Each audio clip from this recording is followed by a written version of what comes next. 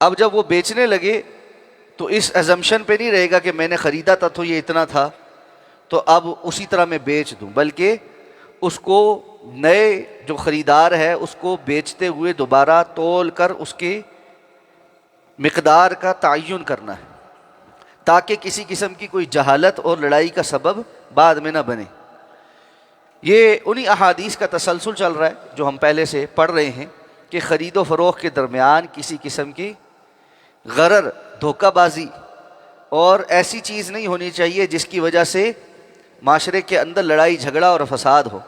تو ان سارے معاملات سے باہر نکلنے کے لیے چیزوں کو بالکل واضح کرنا چاہیے۔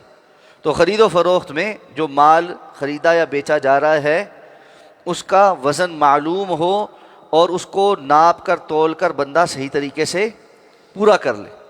شیخ ابن عثیمین رحمہ اللہ فرماتے ہیں کہ یہاں پر تولنے کا ذکر ہے، ماپنے کا ذکر ہے، اسی طرح جو چیز پیمائش کی جاتی ہے اس کا بھی حکم یہی ہے۔ جیسے کپڑا ہم پیمائش کر کے دیتے ہیں، تو اگر کسی بندے نے کوئی کپڑا وغیرہ خرید کر رکھا ہے تو اس کو بیچتے ہوئے اس کو دوبارہ پیمائش کر کے ایگزیکٹ چیز لوگوں کے سامنے بیچنی چاہیے۔ یہاں یہ بات ضرور ذہن میں رہنی چاہیے کہ ہمارے ہاں کپڑے میں خاص طور پہ ایک چلن عام ہے کہ دکاندار جو ہے وہ لوگوں کو کپڑا بتاتے ہیں میٹر کے حساب سے اور ماپتے ہیں گز کے حساب سے۔ یہ دھوکہ دہی ہے کہ گز میٹر سے کچھ کم ہے۔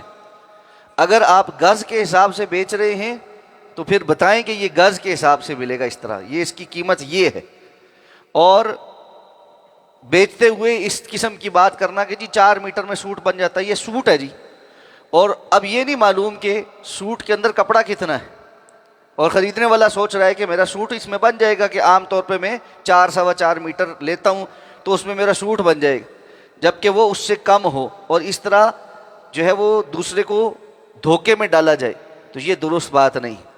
جس پیمانے سے تولا جا رہا ہے وہ پیمانہ واضح طور پر بیان کرنا چاہیے۔ اسی طرح بہت سارے دکاندار چیز کو ماپتے تولتے جو وزن والا آلہ ہے اس کے اندر گڑبڑ کرتے ہیں، یہ دھوکہ دہی ہے، اور ایسے دھوکہ دہی سے کمایا ہوا مال حرام ہو جاتا ہے۔ اور اسی طرح بسا اوقات بعض لوگ تولتے ہوئے جو برتن وغیرہ جس کے اندر چیز ڈال کر تولی جاتی ہے اس کا وزن نہیں کرتے، اور اس کو گاہک کے وزن کے اندر ہی شامل کر کے تو اس کو سامان پکڑا دیتے ہیں۔ یہ ساری دھوکہ دہی کی قسمیں ہیں جس سے رسول اللہ صلی اللہ علیہ وسلم نے منع فرمایا ہے۔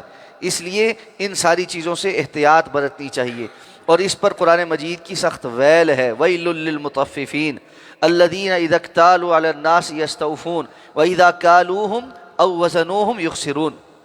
مطففین کے لیے ویل ہے۔ کون ہیں؟ جب وہ لوگوں سے لیتے ہیں تو پورا پورا وصول کرتے ہیں، ناپ تول کے پورا وصول کرتے ہیں، اور جب لوگوں کے لیے ماپنے یا تولنے کی باری آئے تو اس کے اندر ڈنڈی مارتے ہیں۔